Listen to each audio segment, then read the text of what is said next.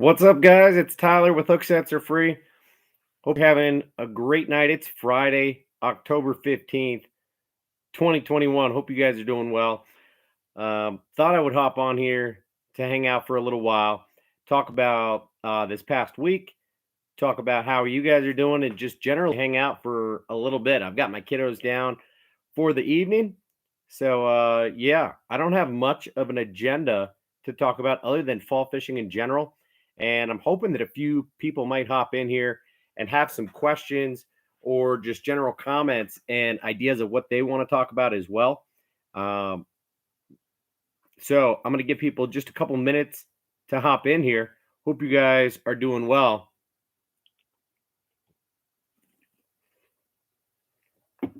Daniel T in the house. What's up, man? How you doing? I am doing pretty well. Thank you for asking. What's up, Ron? Yo, yo.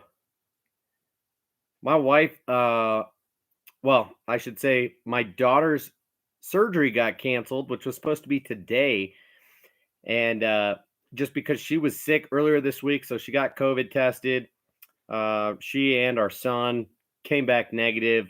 However, the surgery still got canceled just because she is going to be under anesthesia. And so they felt like it was maybe still a little bit risky with her having a little bit of a respiratory uh, illness, if you will. So just a cold, nothing crazy. So the surgery got canceled, and so my wife ended up picking up a shift tonight.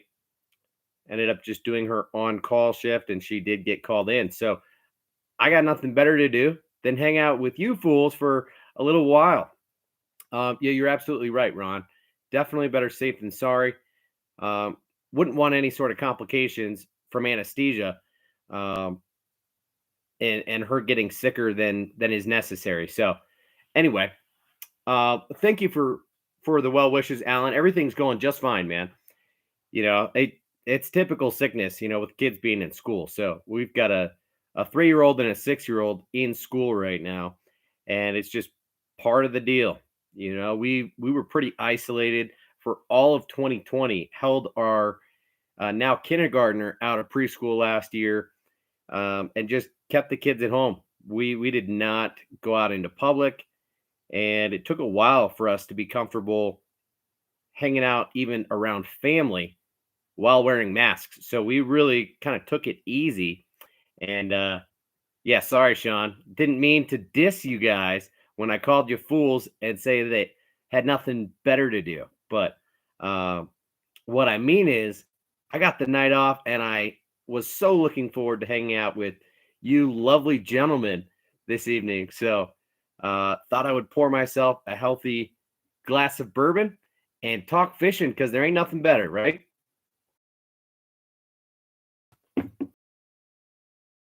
It's been pretty slow to get out and fish. First of all,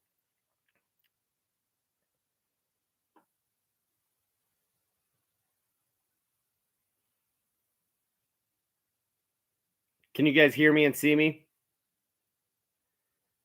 It says my connection is unstable. Sorry about that. It said that my connection was unstable.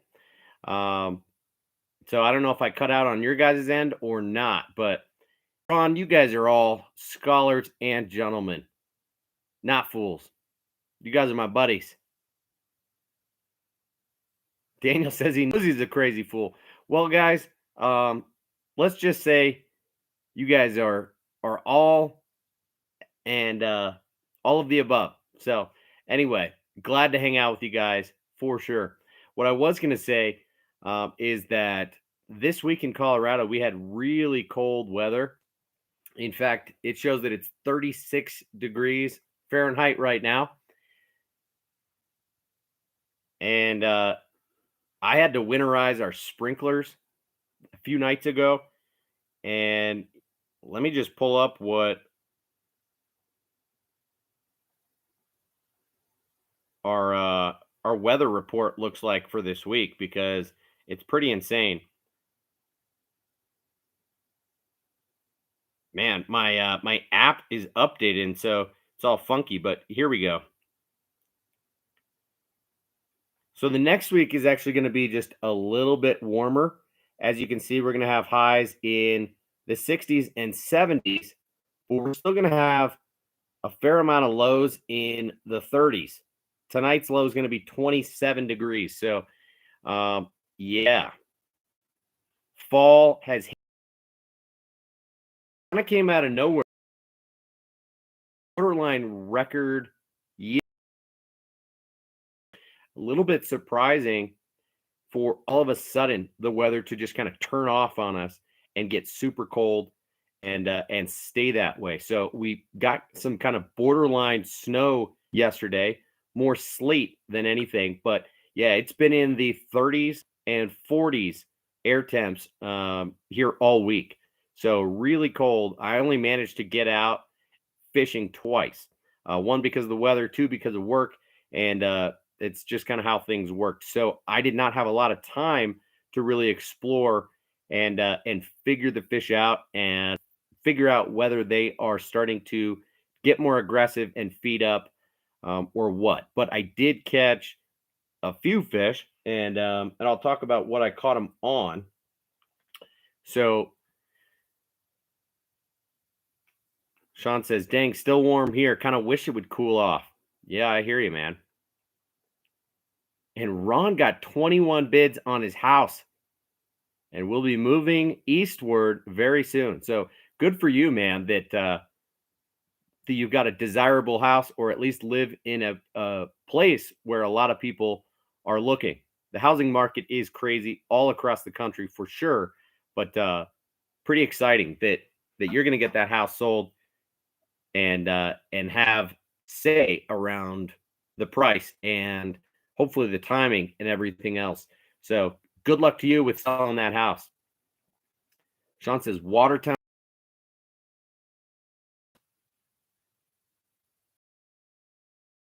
And I don't know why my internet, but that is frustrating. I apologize, guys. Hopefully it'll stabilize a little bit because it shows that I've got a strong signal. And so I don't quite understand what's happening. But yeah, I bet my water temps are low 60s or high 50s. Anyway, one bait that I did catch a couple of fish on this week was none other than one of my homemade chatterbaits. What you saw in the little thumbnail for this video. And this is using that queen tackle switchblade, right? So literally it's as simple as grabbing and pulling these two guys off and then pulling the pin up so that you've got this middle section open and you slide it over any vertical line tie, put that pin through, and then you secure it back down and tighten these guys. Bend the blade a little bit and you're good to go. Does have a snap on it, so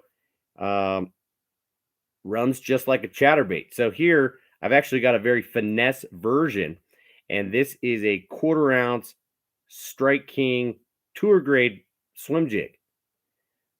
This color is called Smoky Shad, and yeah, this swim jig has done me wonders over the last couple of seasons, mostly in the 1/4 ounce, if we're being honest. And I don't love the bait keeper on it, but I do love the light wire hook and that soft weed guard and very narrow pointed head. So as a chatterbait, it swims fairly high in the water column, and I found that I had the best success in burning this thing up high. So as you can see, I'm using the tiny little baby goat trailer from Z-Man, and it fits on here just fine. I've only barely trimmed this skirt, so you can see that those kickers on the baby goat stick out. The queen tackle switchblade for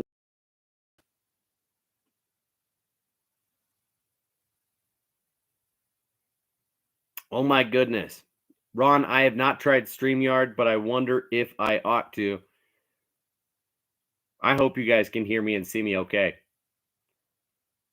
So only thing that I will mention about the Queen Tackle Switchblade is that this guy does not thump like a Z-Man Chatterbait. Now that said, the fact that you can attach it to any jig with a vertical line tie means that you can control the freedom of movement of the blade. Whereas, like I've talked about before, some chatterbaits just aren't designed all that well. Let me see if I can find my box of like secondary chatterbaits that I will throw, but just not as frequently. And in here I've got some lower end Z-Mans. I've got the Z-Man original chatterbaits. I've got some of the elites, some of the bucktail chatterbaits. I ought to be whipping these guys out very soon. I've got some of the Booyah Melees, those Strike King Rage Blades I was talking about last week, and a couple of others. The Terminator Shutter Bait, the Molix Lover, and the Fish Head Dude Spin or something like that. This is a combination of an underspin and a chatterbait. Pretty cool. But one thing that I've noticed about some Z-Man chatterbaits, like the original, like the elite, is that they're inconsistent. It's like sometimes the line tie here is a little bit too closed, and the blade doesn't have as much freedom of movement, and so it can get kind of stuck sometimes if there's too much paint on that head and or on that tie, if you will, and they will rust sometimes. So like this guy, if you see, it had a lot of paint on this eyelet, and I almost had to, like, grind it off, because as I was fishing this bait, it would sometimes get stuck. And that sometimes happens with Z-Man chatterbaits, and that to me is super annoying. So what I've noticed is that the Queen Tackle Switchblade does not do that.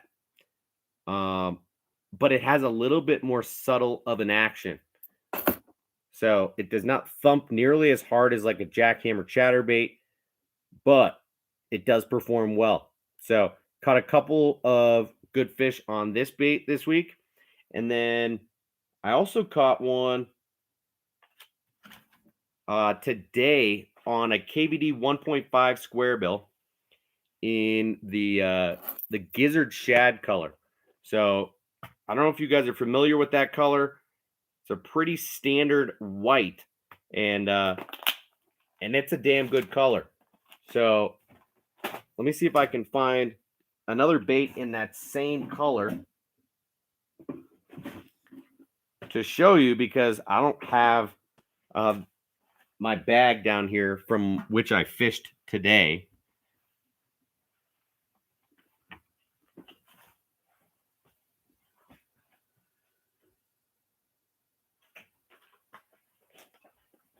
All right, so I've got my these are my KVD 1.0 square bills.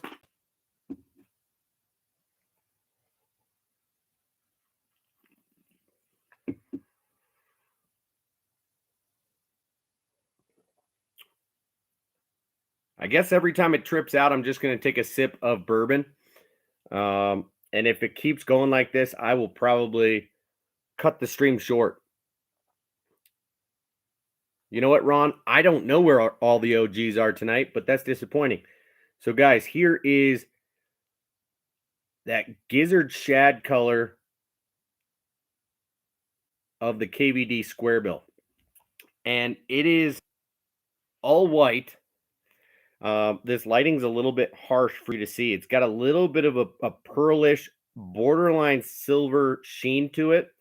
And then it fades to that black back, that big shad dot on the side. So for the last couple of seasons, this color has done me really well in gizzard shad waters when the water is just a hair dirty. And, it's done me better than like a sexy shad pattern or like a chartreuse black back, anything like that. So, to be honest, that gizzard shad pattern um, has been awesome for me. So, this one right here is not. This is a rattling version. Got this one from Cabela's. But yes, ordinarily, if you were to go buy the KBD 1.0 or the 1.5, they're going to come silent. You really have to go out of your way to shop at Cabela's or Bass Pro in order to get that rattling version. But no, when I've got a little bit dirtier water, I will sometimes start out with the rattling version. And if I'm not getting bit, then I'll go silent. But typically speaking, as I've talked about before, I do prefer silent square bills.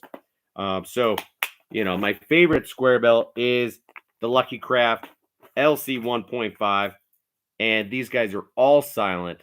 So, I do prefer to throw them. And then I don't know why I plug this bait so frequently, but Lucky Craft makes a moonsault bait with some super loud rattles in it that sounds like a rattle trap or a lipless crankbait. And they decided to put that rattle system in the 1.5 square bill this past year. It used to just be in a Moonsault CB series, small body crankbait that they only made in like 3 or 4 different sizes. And that guy is just a little bit more expensive, and I believe it's been discontinued. Don't quote me on that, but yeah, I prefer silent square bills, but the one that I was using was a rattling version of a 1.5 square bill. Didn't go big or small necessarily. So yeah, caught one on that bait today. I'll show it to you. It was probably only a pound and a quarter, not a giant fish. This picture's going up on Instagram either tonight or tomorrow. So anyway, yeah, that's all I managed this week was 3 fish and 2 outings. Did not get skunked, but yeah, fishing was a little bit slow. So we had really windy, really cold conditions. So I didn't feel like I could throw a top water.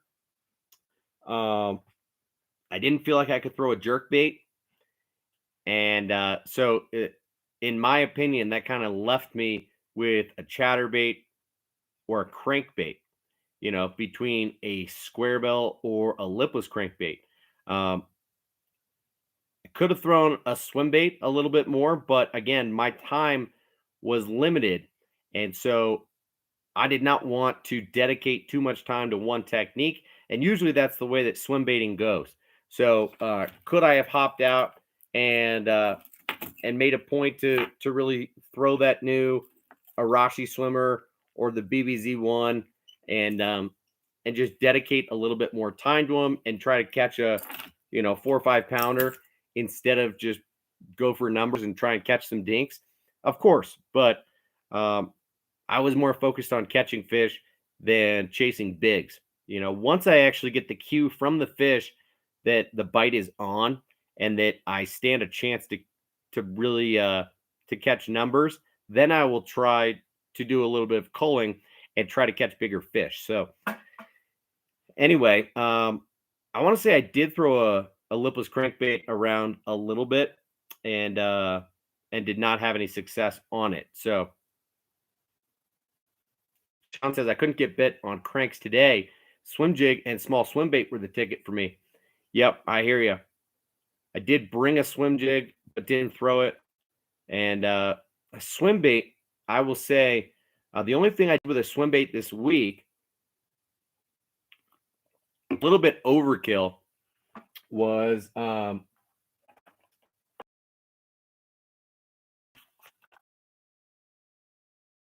tackle 5-inch swim bait in the bluegill color. This is an awesome swim bait, but I had one with me rigged on an exposed jig head, like a Strike King squadron head jig head. And with the conditions being as windy and dirty water as it was, I decided that standalone swim bait probably wasn't going to be the deal. So I decided to mix it up. And what I did was rig it as a chatterbait trailer on the new big blade chatterbait. So I don't have that one on me right now because it's upstairs in my bag. But the big blade chatterbait, I was throwing the bluegill color, and again with that bluegill swim bait on the back, giant profile bait, coming in at 6 inches on this 6/0 hook. And I will say, after throwing the big blade for 20-30 minutes, I got a good 40 or 50 casts in with it. That thing has a ridiculous thump. I knew that because the bait is a little bit heavier and it's got that big blade, that it was going to pull more. So I ended up rigging it on a heavy power fast action rod. Ordinarily, I'd want just a little bit more give on the rod, so like something with more of a moderate or moderate fast action. But I don't have anything that's got more backbone and a softer tip or slower action. So I did throw it on like my small swim bait and flipping stick and jig rod, which is 7.3 heavy fast. And it was insane how much that thing thumps and pulls. There's a ton of drag on it. Yo, guys, I did not even rig up my freaking webcam tonight. That's probably why we're dealing with lower quality on the video. Oh, that's a problem. Do you guys want me to end this stream and hop back on with a higher quality video and audio? I didn't even realize that I didn't plug in my webcam. How ridiculous is that? Plus, we've only got 5 people in here. Maybe I should do that real quick. Sean says, need to try a glass composite rod for chatterbaits. I bet you'd love it. Yeah, that's one thing that I have not done, but have heard mixed things about it. All right. Well, thanks, Ron. I understand that video is going to be a little bit lower quality. This thing's pretty good, actually. It does record in 4K, whereas I think right now I'm only recording in like 720. I doubt it's even 1080p. So if you guys think it's fine, then so be it. There's no sense in ending the stream and restarting. But I apologize for the low quality in general, the technical difficulties. That was an oversight on my part in not plugging in the webcam. But the bad service is another thing altogether, and I'm sorry about it. So, yeah, Sean, I ought to get around to it at some point.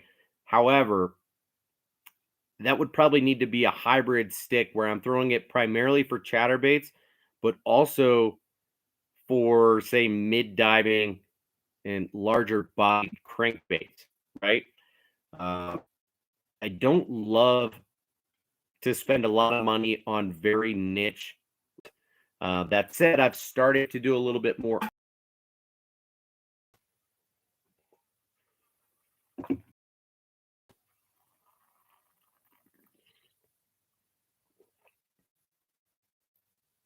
That's a good point. Good for top waters too. Okay. I'll keep that in mind for sure. Thank you, Sean. Do you have any recommendations, or is there a specific rod that you use that is a glass composite that you use for those applications? Because otherwise, I've really stuck to graphite and thrown like a 7.2 or 7.3 medium heavy, moderate or moderate fast, and it's done me just fine. I'm sorry, Alan. Dude, I'm so sorry to hear that. I will see you on the next stream, man. And maybe, you know what, Alan, I'm going to hop off and hop back on. Frankie, guys, I'm going to hop off and hop back on with some better video and audio and maybe better internet. So I apologize. Give me 2 minutes. I'm going to reset my internet. Maybe it'll make a difference. Okay. I will be back on in 2.